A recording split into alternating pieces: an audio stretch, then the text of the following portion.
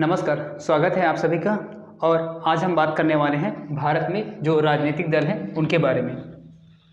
तो भारत में बहुदलीय व्यवस्था है। भारत में शुरुआत से ही बहुत सारे राजनीतिक दल हुआ करते थे और वर्तमान में बहुत सारे राजनीतिक दल हैं। यहाँ लगभग 2800 के आसपास पंजीकृत राजनीतिक दल हैं। उसके अलावा भी और बहुत सारे दल हैं जो पंजीकृत या रजिस्टर्ड नहीं हैं। ठीक है, तो भारत में क्या है, बहुदलीय व्यवस्था है। भारत में क्या है, बहुदलीय व्यवस्था है। भारत के अलावा कई देश ऐसे हैं जहां एक दलीय या द्विदलीय व्यवस्था है। एक दलीय की बात करें तो उसमें आता है चीन का नाम। तो चीन में केवल एक ही पार्टी है और उसी के जो सदस्य हैं वो क्या बनते हैं, वहाँ के राष्ट्रपति बनते हैं। और जैसे इंग्लैंड की बात करें तो इंग्लैंड में दो दल हुआ करते हैं, दो दल हुआ करते थे और वर्तमान में भी दो दल ही हैं वहाँ। एक है वहाँ का लिबरल और दूसरा है कंजर्वेटिव पार्टी। तो लिबरल जो पार्टी है उसको बोलते हैं उदारवादी दल और कंजर्वेटिव को बोलते हैं अनुदारवादी दल। और वर्तमान में वहाँ के जो प्रधानमंत्री हैं ऋषि सुनक, वो कंजर्वेटिव पार्टी के क्या है, सदस्य हैं। इसके अलावा अमेरिका में भी द्विदलीय व्यवस्था है और वहाँ मुख्यतः दो दल जो हैं वो है रिपब्लिकन पार्टी और डेमोक्रेटिक पार्टी।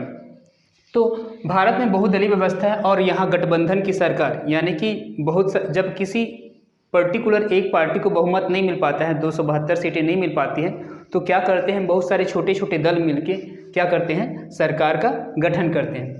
तो आज हम देखने वाले हैं कि भारत में कितने राष्ट्रीय दल हैं, कितने राज्य दल हैं और कितने ऐसे दल हैं जो रजिस्टर्ड हैं लेकिन अनरिकॉग्नाइज्ड हैं, मतलब कि उनको मान्यता नहीं मिली है। ठीक है, तो भारत में वर्तमान में 9 राष्ट्रीय दल हैं। तो किसी दल को राष्ट्रीय दल का या राज्य दल का दर्जा देने का काम करती है इलेक्शन कमीशन ऑफ इंडिया।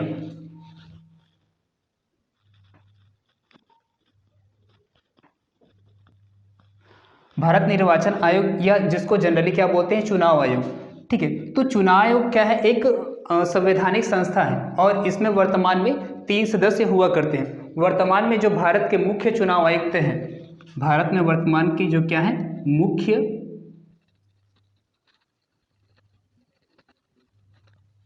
ठीक है, वर्तमान में भारत के जो मुख्य चुनाव आयुक्त हैं वो है राजीव कुमार जी। ठीक है, हुआ क्या है कि हाल ही में ये चुनाव आयोग जो है वो पहले एक सदस्यीय था, वर्तमान में क्या है, त्रिसदस्यीय है।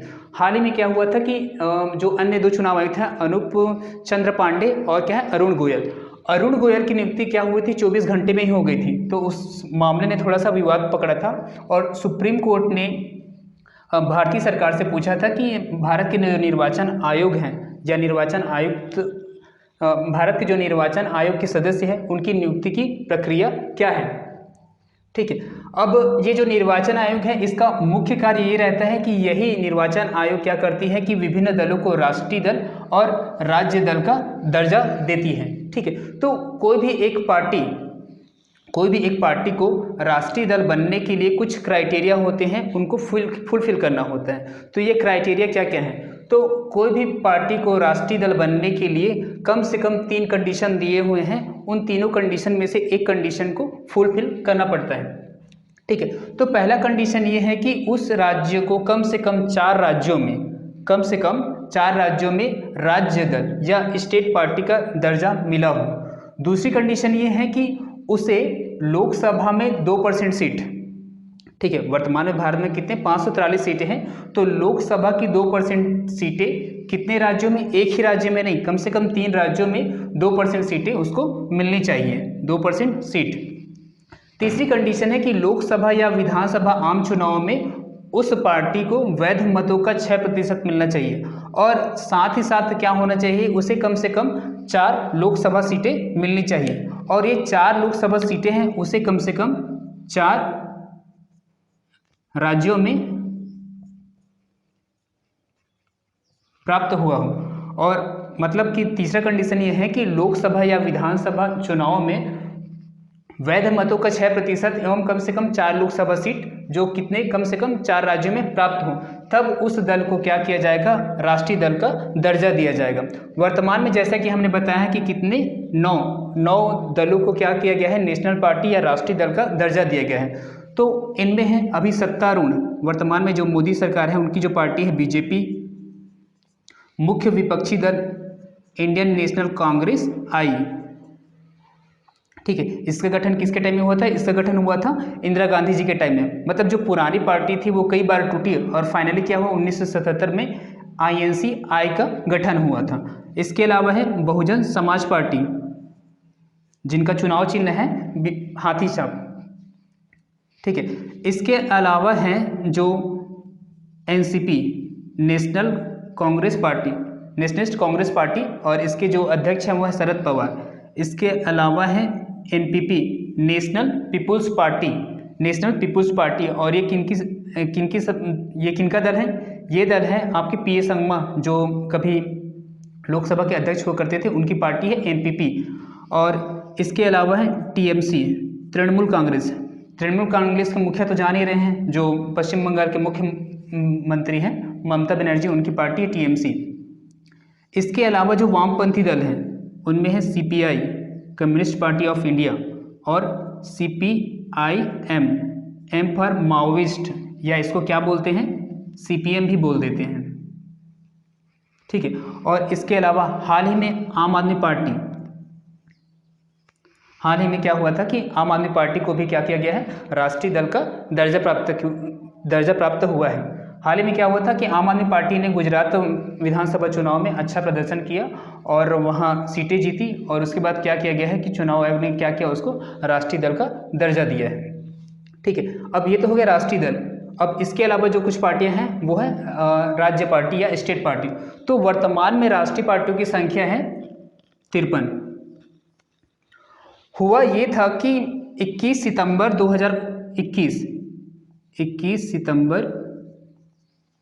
2021 को इलेक्शन कमीशन ऑफ इंडिया ने डाटा जारी किया था, और उसने बताया था कि वर्तमान में क्या है, टोटल 2858 रजिस्टर्ड पार्टियां हैं। ठीक है, और इसमें क्या है, उस समय की कंडीशन में मतलब है कि 21 सितंबर 2021 की स्थिति में 2858 टोटल रजिस्टर्ड पार्टियां थी। उसमें क्या था कि 8 पार्टियों को राष्ट्रीय दल का दर्जा प्राप्त था, 54 पार्टियों को राज्य दल का दर्जा दिया गया था। उसके अलावा 2796 इन पार्टियों को रजिस्टर्ड अनरिकॉग्नाइज्ड पार्टी का दर्जा दिया गया था।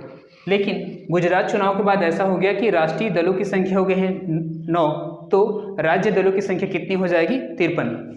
ठीक है, तो किसी भी पार्टी को राज्य दल का दर्जा प्राप्त करने के लिए, मतलब किसी भी पार्टी को भारत का जो निर्वाचन आयोग है या चुनाव आयोग है वो राज्य दल का दर्जा दे, इसके लिए 5 कंडीशन है। ठीक है, 5 क्राइटेरिया में से किसी भी एक क्राइटेरिया को अगर वह दल पूरा कर देता है, तब उस दल को क्या किया जाएगा, राज्य पार्टी का दर्जा दे दिया जाएगा।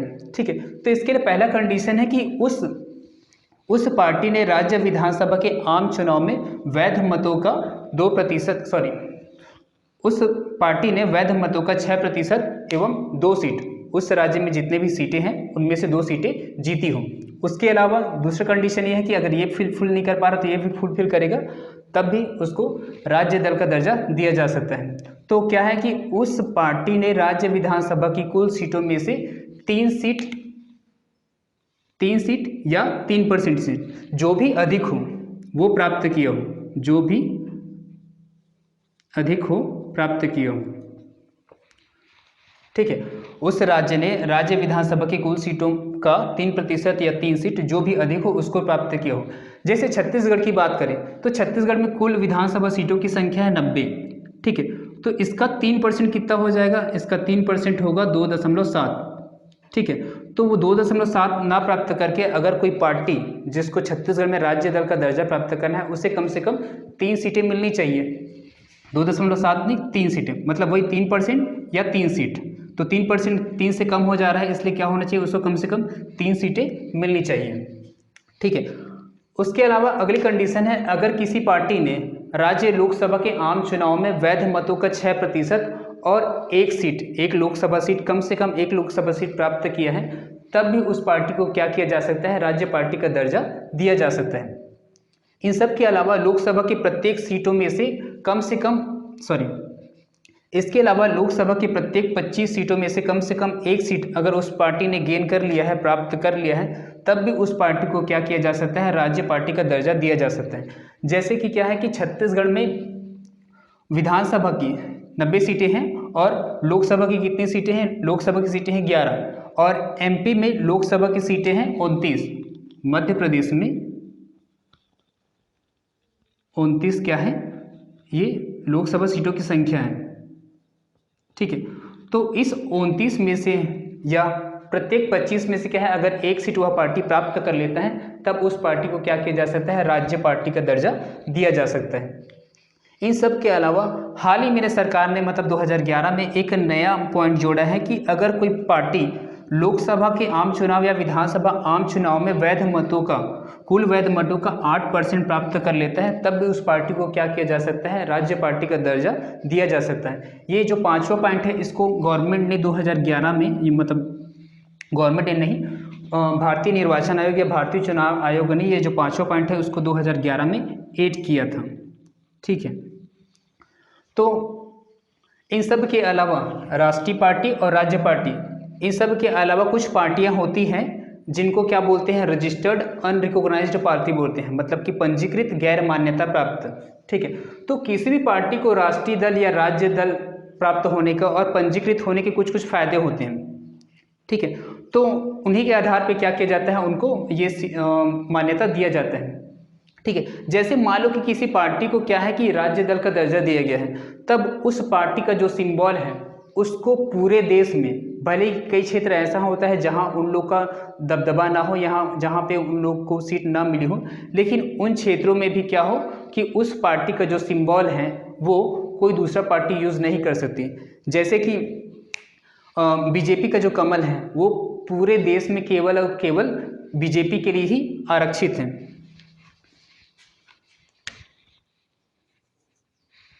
ठीक है, और इसके अलावा जैसे कि राज्य दल का दर्जा मिलता है, तो राज्य दल का दर्जा जैसे किसी पार्टी को मिलता है तब उस पार्टी को ऐसा है कि उसका जो सिंबल है उसको पूरे प्रदेश में केवल और केवल वही पार्टी यूज़ कर सकती है। इसके अलावा क्या होता है, जो भी पंजीकृत पार्टियां होती हैं उन सब को उस क्षेत्र में चुनाव प्रचार करने की, जो वोटर्स हैं उनके लिस्ट प्राप्त करने की और रेडियो और टेलीविज़न में प्रसारण के लिए समय देने का उपबंध किया गया है, अगर वह पार्टी क्या है, रजिस्टर्ड पार्टी है। तो उम्मीद करते हैं कि आज का जो राष्ट्रीय पार्टी और राज्य पार्टी या राजनीतिक दल है ये समझ में आ गया होगा, और आगे भी इस प्रकार की जानकारी के लिए हमारे साथ बने रहिए। Thank you.